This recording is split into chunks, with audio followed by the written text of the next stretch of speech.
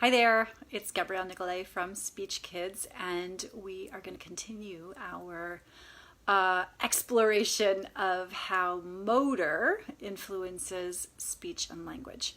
And so today I want to talk to you a little bit about proprioception, which is, what even is that? It's a big word.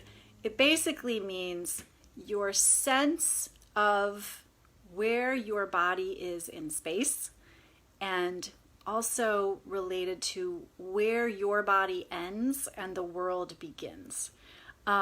So most of us have a pretty good sense of proprioception, meaning, and this is the thing that allows you to close your eyes and touch your nose with your finger, for example, without seeing where your hand is, right? So proprioception is the sense that allows you to walk down the street without watching your feet. Or to go up the stairs without looking at each step, right? It's that sense of knowing where your body is. And so this sense of proprioception, how does it influence and work with speech and language? There's a really interesting thing that happens. And again, like so many things, when the way to know if something what something is to notice when it's not working. It's most obvious when it's not working. So most of the time in my practice, I'm seeing kids who might have a poor sense of proprioception. And what does that look like?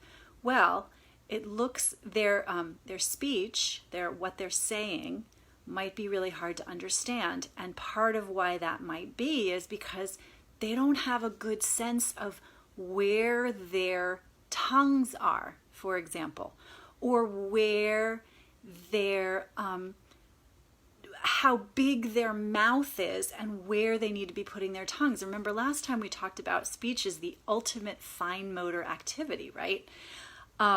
Meaning we're dealing in millimeters and milliseconds to make sure that things are clear. So the other piece of that is we're dealing with a space into which we cannot see, right? There's literally no other sense except your sense of proprioception inside your mouth. So, and again, it seems a little weird to talk about, and yet for kids who are having trouble with producing clear speech, sometimes what's going on is they just don't have a good sense of what's going on, where things are, how they are supposed to feel in the same way that we do. And so they don't know where their tongue is supposed to be. They don't know how far their jaw is supposed to go down or up.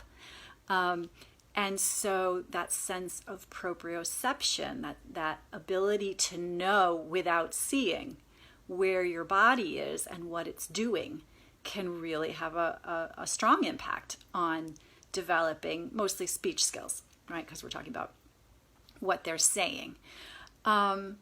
And so that is one way in which motor proprioception influences speech and language. And it's something that we always have to consider. Just take a look. What's going on with that body? Because what we see in the body, I have had several instructors in the past, what we see in the body is what we see in the mouth, and vice versa. So some thoughts on proprioception for you. Have a good weekend. Bye-bye.